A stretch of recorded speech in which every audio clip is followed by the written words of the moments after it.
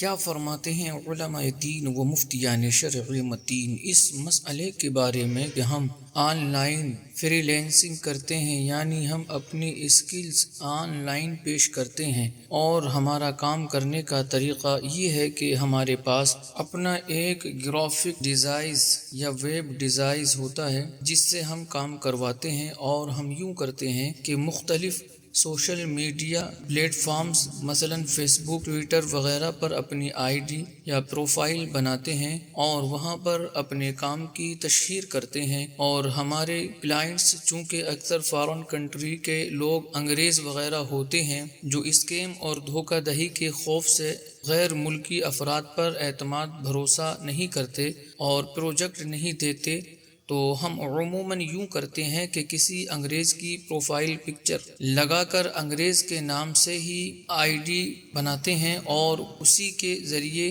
Client سے بات چیت کرتے ہیں، اور جب کوئی کلائنٹ چیک کرنے کے لیے ہمارا گزشتہ کام مانگتا ہے تو ہم کسی دوسرے شخص کا کیا ہوا کام نیٹ سے اٹھا کر اسے بیچ دیتے ہیں۔ اگر اسے وہ کام پسند آتا ہے تو وہ ہمیں ہماری مقررہ فیس میں سے آدھی پیمنٹ، ہاف پیمنٹ بھیج دیتا ہے، اور پھر ہم اس کی مرضی کے مطابق کام کر کے دے دیتے ہیں، اور اگر اسے ہمارا کام پسند نہ آئے تو وہ اپنی رقم ریفنڈ بھی کر سکتا ہے۔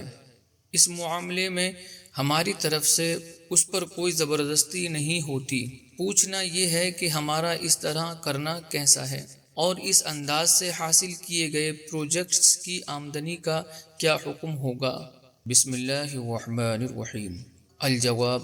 بعون الملک الوہاب، اللہم ہدایت الحق والصواب۔ پوچھی گئی صورت میں آپ کا جعلی profile picture, fake profile picture کا لگانا اور اپنے نام کی بجائے کسی انگریز کے نام سے اپنے آپ کو ظاہر کرنا اور دوسروں کا کیا ہوا کام اپنا بنا کر پیش کرنا، جھوٹ، فریب اور دھوکہ ہے۔ احادیث میں اس کی سخت مذمت بیان کی گئی ہے، اور دین اسلام میں کسی کافر سے بھی جھوٹ بولنا یا اسے دھوکہ دینا ناجائز و حرام ہے۔ لہٰذا پروجیکٹس حاصل کرنے کے لیے آپ کا یوں کرنا شرعاً ناجائز و حرام ہے، اور اگر پہلے ایسا کر چکے ہیں تو آپ پر فرض ہے کہ اس سے توبہ کریں اور آئندہ نہ کرنے کا پکا عہد کریں۔ رہی بات ان پروجیکٹس کی آمدنی کی، تو اس کا حکم یہ ہے کہ اگر وہ پروجیکٹس جائز مطالبات، جائز ڈیمانڈز اور جائز تقاضوں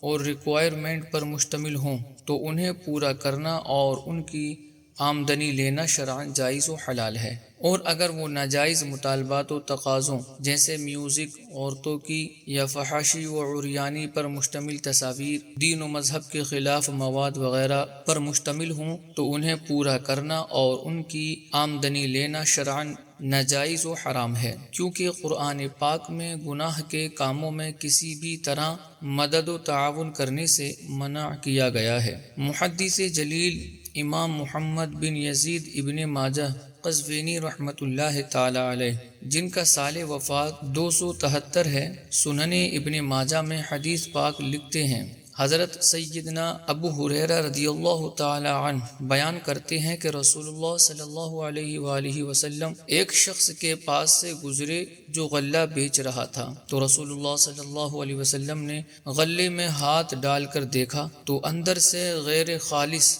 اور دھوکے والا تھا، یعنی باہر سے سوکھا اور اندر سے گیلا تھا، تو رسول اللہ صلی اللہ علیہ وسلم نے ارشاد فرمایا، وہ ہم میں سے نہیں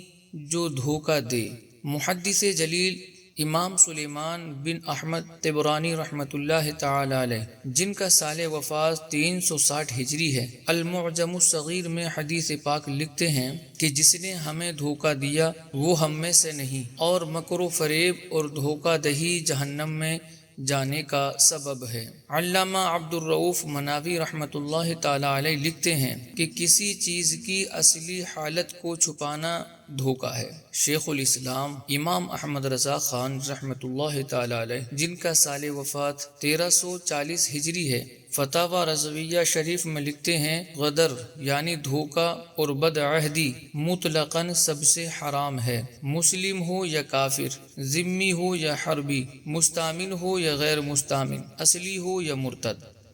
امام الحدیث والفقہ، شاگرد امام اعظم امام محمد بن حسن شیبانی رحمۃ اللہ تعالی علیہ، جن کا سال وفات 189 ہجری ہے، کتاب الاصل میں یہ لکھتے ہیں کہ امام اعظم ابو حنیفہ رحمۃ اللہ تعالی علیہ فرماتے ہیں کہ جب کسی شخص نے کسی آدمی کو اجیر رکھا کہ وہ اس کے گھر میں معین کام مقررہ اجرت کے بدلے میں کرے تو اس طرح کرنا جائز ہے۔ علامہ ابن عبد البر رحمۃ اللہ تعالی علیہ، جن کا سال وفات 463 ہجری ہے، الکافی فی فقہ اہل المدینہ میں لکھتے ہیں ہر وہ عمل جس میں منفعت ہو اور اس کا کرنا شرعاً جائز ہو تو اس کام میں اجارہ کرنا جائز ہے۔ علامہ محمود بن عبد العزیز ابن مازہ بخاری حنفی رحمۃ اللہ تعالی علیہ، جن کا سال وفات 616 ہجری ہے، المحیط البرہانی میں لکھتے ہیں کہ امام اعظم ابو حنیفہ رحمۃ اللہ تعالی علیہ فرماتے ہیں کہ لہو لعب، مزامیر،